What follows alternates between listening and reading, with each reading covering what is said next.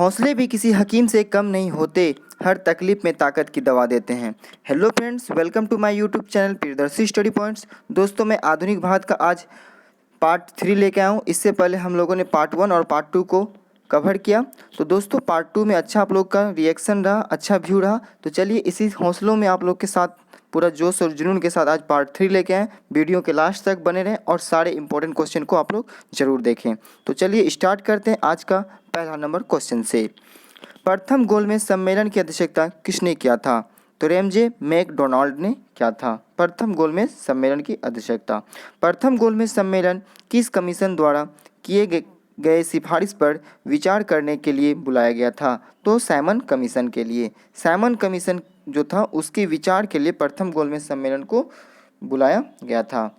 Next question है, द्वितीय गोलमेज सम्मेलन कब तथा कहाँ हुआ था? 7 सितंबर 1931 ईस्वी को लंदन में द्वितीय गोलमेज सम्मेलन हुआ था।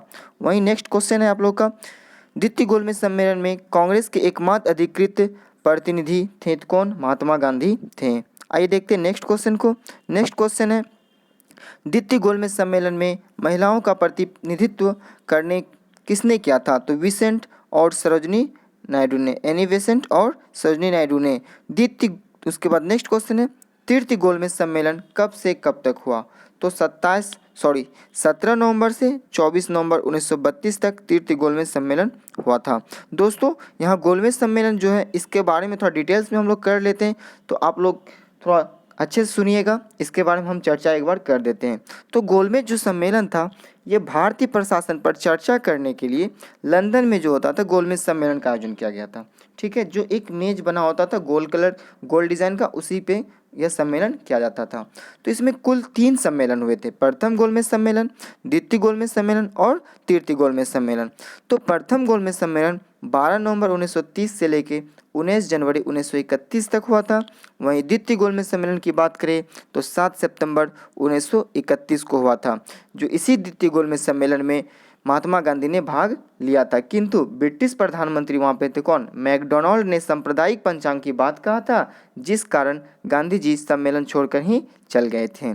और अगला गोलमेज सम्मेलन तृतीय गोलमेज सम्मेलन जो था वो 17 नवंबर 1932 से लेके 24 दिसंबर 1932 तक हुआ था। अब इस सम्मेलन की बात करें तो इस सम्मेलन में जो है कांग्रेस ने भाग नहीं लिया। इसी सम्मेलन में जो था मैकडोनाल्ड जो थे वहाँ के प्रधानमंत्री, उन्होंने दलितों के लिए पृथक क्षेत्र यानी कि सांप्रदायिक पंचांग की घोषणा कर दी। अब बात कर लेते थोड़ा तीनों गोलमेज सम्मेलन में जो भाग लिया था तो कौन कौन लिए थे? तो तेज बहादुर सप्रू, भीमराव अम्बेडकर, ये दोनों जो थे तीनों गोलमेज सम्मेलन में भाग लिए थे। जब पूछेगा कि गांधी जी किस गोलमेज सम्मेलन में, तो द्वितीय गोलमेज सम्मेलन में।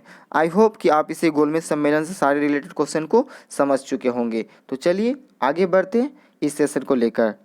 नेक्स्ट क्वेश्चन है, गांधी जी ने व्यक्तित्व सत्याग्रह के लिए प्रथम सत्याग्रही किसे चुना था? तो विनोबा भावे को चुना था। नेक्स्ट क्वेश्चन है, किस तिथि को क्रिप्स मिशन भारत आया था? तो क्रिप्स मिशन जो आया था 23 मार्च 1942 ईस्वी को क्रिप्स मिशन भारत आया था। नेक्स्ट क्वेश्चन है, क्रिप्स प्रस्ताव को किसने आगे की तारीख का चेक कहा था तथा किसने इस कथन में जिसका बैंक नष्ट होने वाला है वाक्य जोड़ दिया था?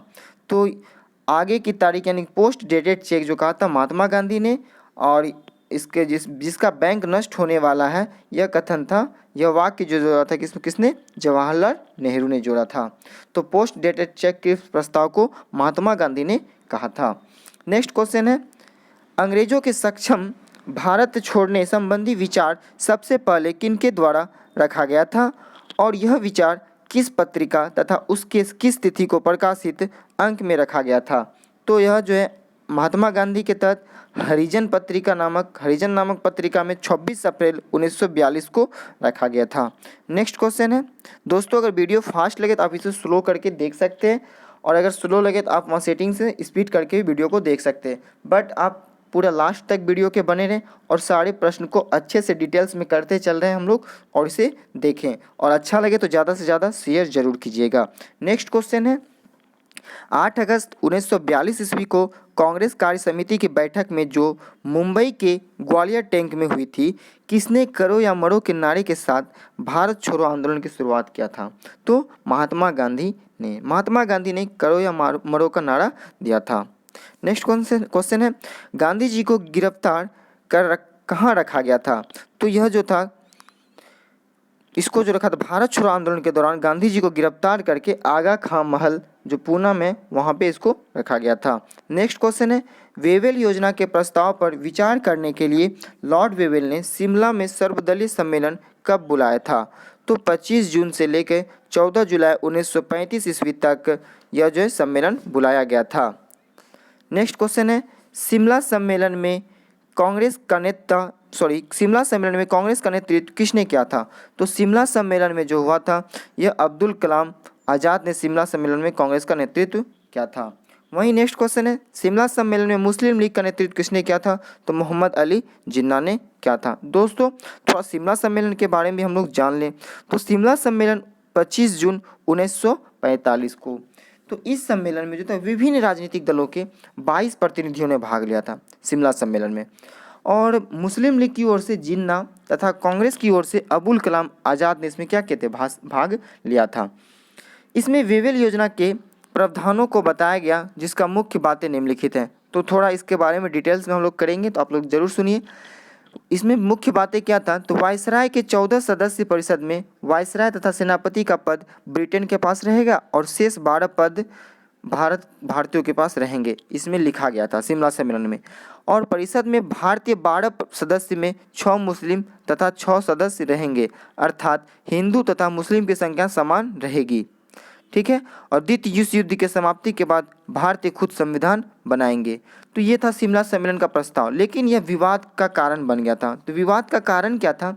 मुस्लिम लीग का इसमें कहना था कि 6 मुस्लिम सदस्य का चुनाव मुस्लिम लीग से ही हो। ठीक है, जिस पर कांग्रेस सहमत नहीं थे। कांग्रेस का कहना था कि 6 मुस्लिम सदस्य, 6 से क्यों, कांग्रेस से भी जा सकते हैं और कुछ मुस्लिम से भी जा सकते थे, लेकिन मुस्लिम लीग का कहना था कि 6 मुस्लिम सदस्य मुस्लिम लीग से हों, जिस कारण 14 जुलाई 1945 को लॉर्ड वेवेल ने यह घोषणा कर दिया कि शिमला सम्मेलन विफल हो गया। और शिमला सम्मेलन के विफलता के बाद मुस्लिम लीग ने ही 16 अगस्त 1946 को प्रत्यक्ष कार्रवाई दिवस मनाया था। तो आई होप कि आप इसे शिमला सम्मेलन को अच्छे से समझ चुके होंगे। आइए देखते हैं नेक्स्ट क्वेश्चन को। नेक्स्ट है, कैबिनेट मिशन के अध्यक्ष कौन थे? तो पैथिक लॉरेंस। नेक्स्ट क्वेश्चन है, किस तिथि को वायसराय द्वारा लॉर्ड वेवेल तथा कैबिनेट मिशन ने संयुक्त रूप से कैबिनेट मिशन योजना को प्रकाशित किया? 16 मई 1946 ईस्वी को। नेक्स्ट क्वेश्चन है, दोस्तों अगर जहाँ कोई चीज़ हम समझा रहे हो तो आप उसे थोड़ा सा गौर से सुनिएगा, स्लो करके, ताकि आप उस चीज़ को अच्छे से क्लियर कर सके कि उसका कारण क्या था, विवाद का क्या कारण था, आखिर क्यों किया गया था। इस टॉपिक को हम लोग सारे कवर करेंगे। वहीं नेक्स्ट क्वेश्चन है, कैबिनेट मिशन योजना के अनुसार अंतरिम सरकार का गठन कब तथा किनके द्वारा किया गया था? 2 सितंबर 1946 ईस्वी को प्रोविजनल गवर्नमेंट यानी कि अंतिम सरकार जवाहरलाल नेहरू के तहत यह नेतृत्व में किया गया था। नेक्स्ट क्वेश्चन है, भारत आकर सभी दलों से व्यापक विचार विमर्श करने के बाद किस तिथि को लॉर्ड माउंटबेटन ने भारत विभाजन की योजना रखी थी? तो 3 जून 1947 ईस्वी को। नेक्स्ट क्वेश्चन है, भारत विभाजन योजना का किसने सर्वाधिक विरोध किया था? तो महात्मा गांधी ने इसका सर्वाधिक विरोध किया था। नेक्स्ट क्वेश्चन देखते हैं हम लोग। नेक्स्ट क्वेश्चन है आज का, माउंटबेटन योजना के आधार पर भारतीय स्वतंत्रता विधेयक किस तिथि को ब्रिटिश संसद में प्रस्तुत किया गया? तो 4 जुलाई 1947 को। और इस विधेयक को किस तिथि को स्वीकृति मिली? तो 28 जुलाई 1947 को। माउंटबेटन योजना जो था, यह भारतीय स्वतंत्रता विधेयक को किस तिथि को ब्रिटिश संसद में प्रस्तुत किया गया था? तो 4 जुलाई को प्रस्तुत किया गया और 18 जुलाई को यह विधेयक स्वीकृति मिल गया था। नेक्स्ट क्वेश्चन है, भारतीय स्वतंत्रता विधेयक 1947 पारित होने के बाद किस तिथि को भारत को स्वतंत्रता मिला? तो 15 अगस्त 1947 को भारत को स्वतंत्रता मिला था। नेक्स्ट क्वेश्चन है, मुस्लिम लीग द्वारा पहली बार पाकिस्तान की मांग कब तथा किस गवर्नर जनरल के कार्यकाल में किया गया था? तो 1940 ईस्वी में लॉर्ड लिनिथिगो थे उस समय, उन्हीं के काल में पहली बार पाकिस्तान की मांग किया गया था। नेक्स्ट क्वेश्चन है, स्वदेशी आंदोलन के दौरान रविन्द्रनाथ टैगोर द्वारा लिखा गया प्रसिद्ध गीत जो बाद में बांग्लादेश का राष्ट्रीय गीत बन गया, उनका नाम था आमार सोनार बांग्ला। आमार सोनार बांग्ला।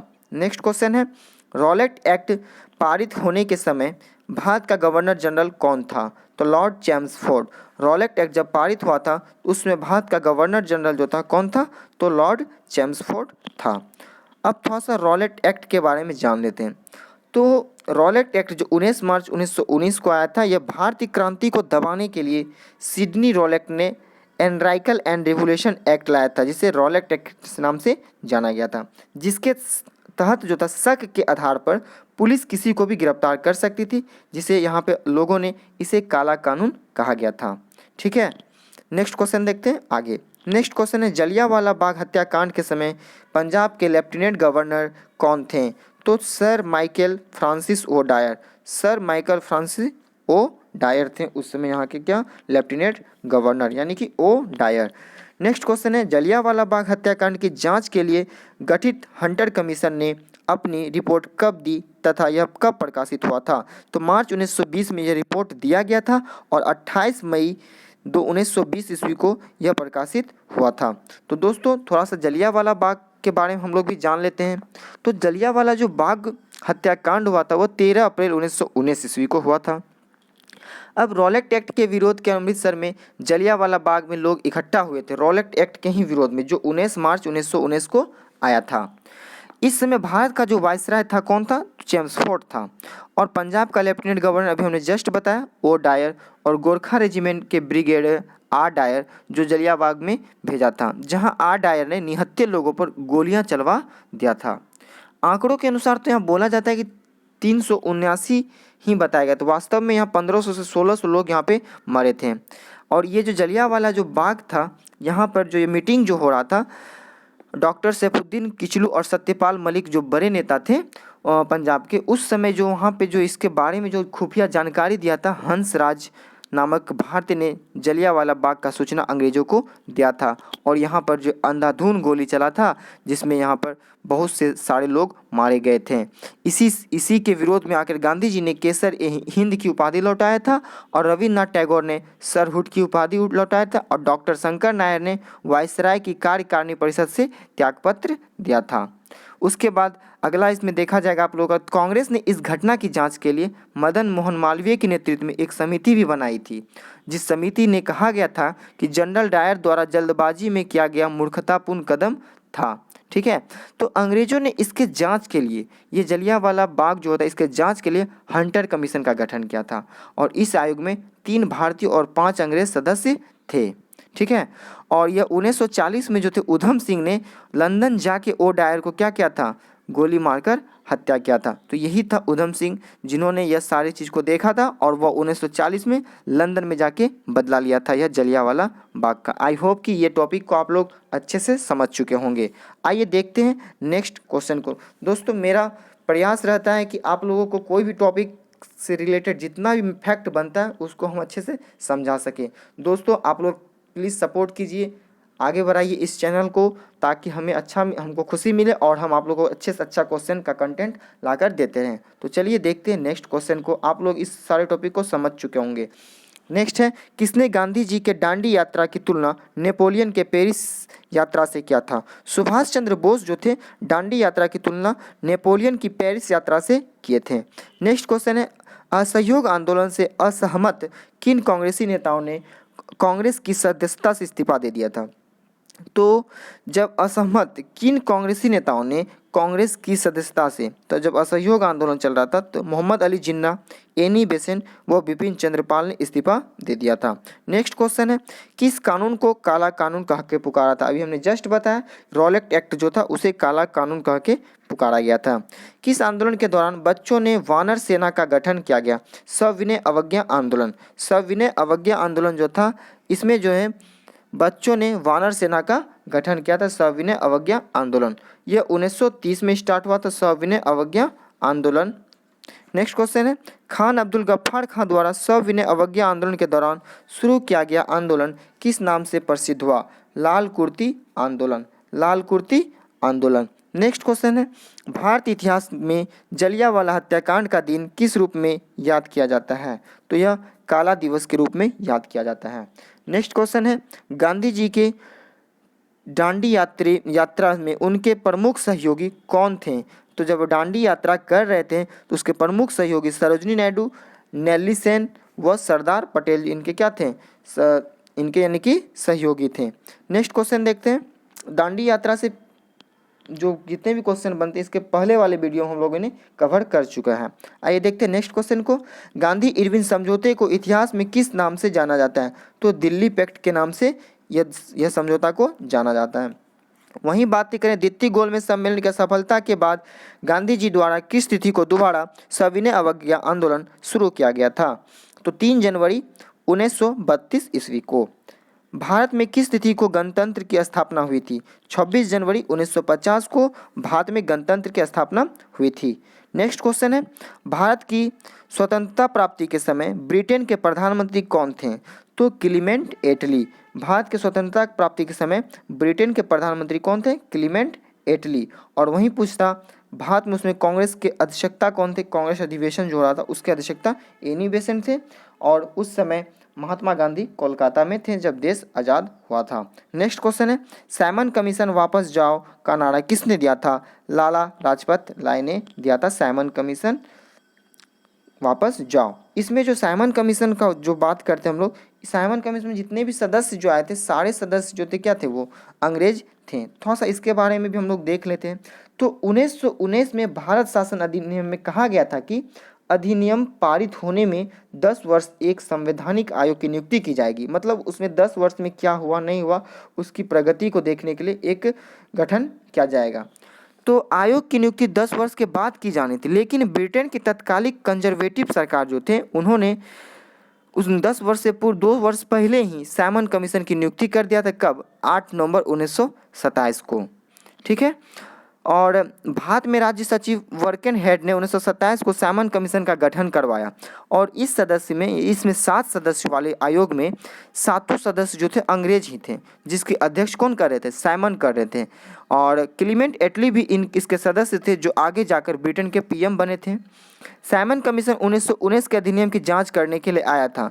इसमें सारे सदस्य अंग्रेज थे, जिस कारण यहाँ पर इसका विरोध हुआ था। Simon go back. फरवरी 1928 में साइमन भारत पहुंचा था और इसका यहाँ पे घोर विरोध हुआ, जिसमें साइमन कमीशन वापस जाओ का नारा लाला लाजपत राय दिया था। और लाला लाजपत राय पे बहुत सारे लाठियों का चार्ज जो है इसमें लाठी बरसाया गया था, जिनके कारण लाला लाजपत राय की मृत्यु हो गई थी। आई होप कि आप इस टॉपिक को समझ चुके होंगे साइमन कमीशन को।